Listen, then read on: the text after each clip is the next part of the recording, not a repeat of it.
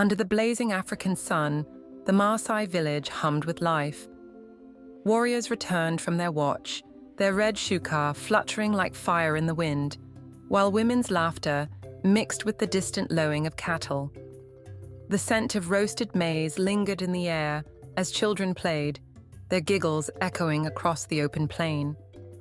Amidst this vibrant world, Nia's hands worked swiftly, stringing beads in a delicate pattern that told the story of her ancestors.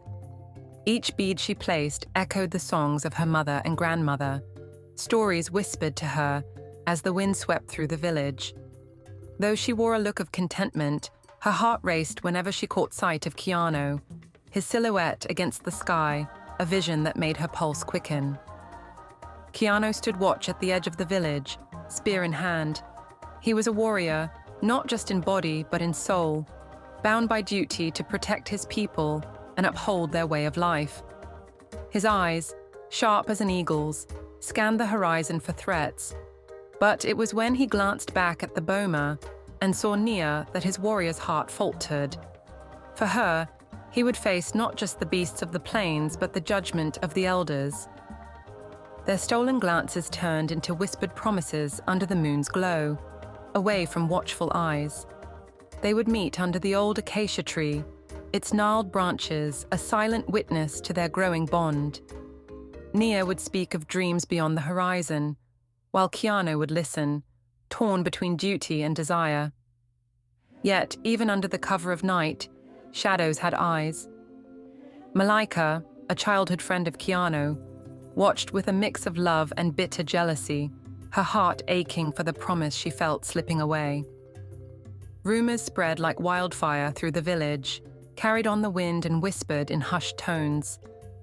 Mzila Kuta, Nia's father, and a respected elder, heard the stories. Anger flared in his chest, not only for the betrayal of tradition, but for what it meant for their family's honor. His staff struck the ground with each furious step as he called a council meeting, the rhythmic thud echoing like a drumbeat of judgment. Nia knew what was coming. She stood before her father and the other elders, her heart pounding like the drums of a ceremonial dance.